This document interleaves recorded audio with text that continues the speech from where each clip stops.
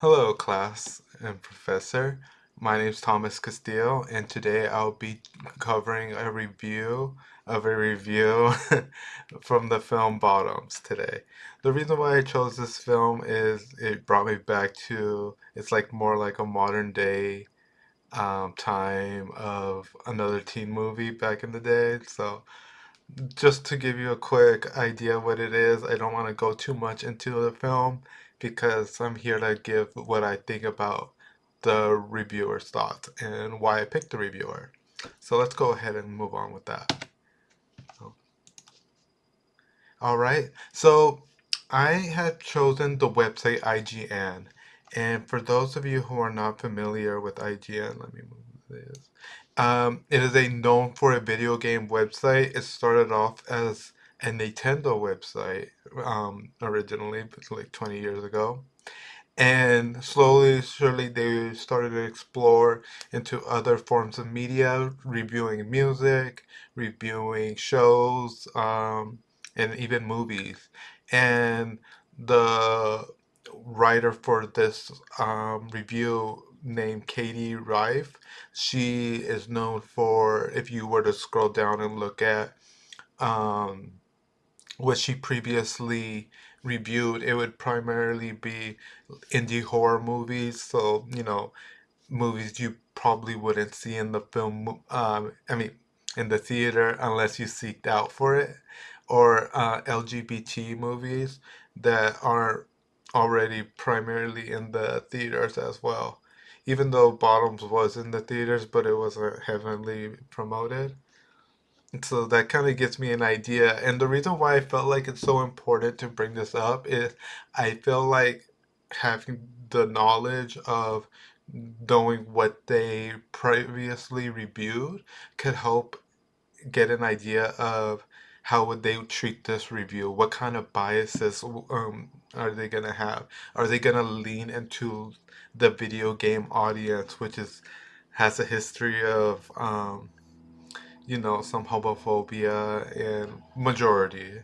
Um, but going into that, would they give this an honest review and stuff like that?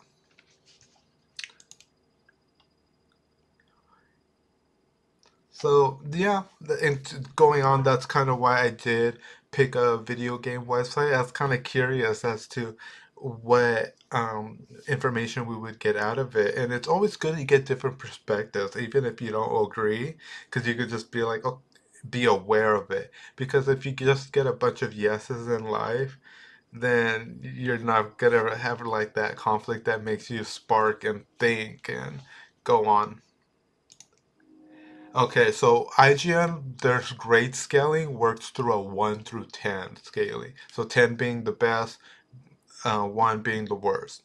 And they gave this movie a 7, which kind of like is a. Normally you would say a 7. I was like, oh, that's pretty good. But not when there is not when the majority of the movies are being scored a 7.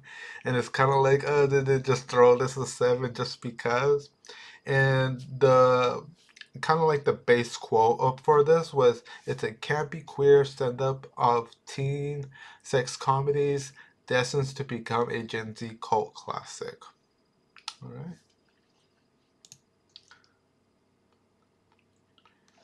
So yeah, going into it, the reviewer goes into the how the comedy is for this film, very campy, very like the way I would best describe it. And some of the movies they brought up were kind of like those early on 2000 movies that are very parody based. So like Scary Movie, and Not Another Teen Movie, and other stuff too that like you'll see like Jack Black in it and stuff like that.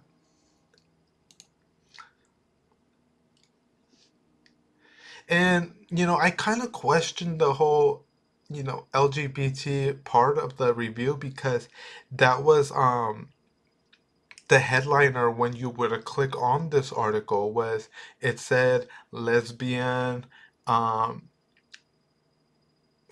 cage match or like something along that line, and it made me think like, why didn't they put more emphasis on the, you know, the lesbian aspect and the, especially in the 90s. I do understand like, you know, they're not here to promote, like awareness to the cause and that stuff. They're just here to talk about a movie. But I feel like if you're gonna bring that onto a title, then at least talk about it a little bit. I felt like in a way that was kind of like like a click in to get people to maybe click onto the article. And I just felt like I was seeking for something and I just didn't get it. So overall, I was a little disappointed with the review, and I just hope, like, moving forward, we get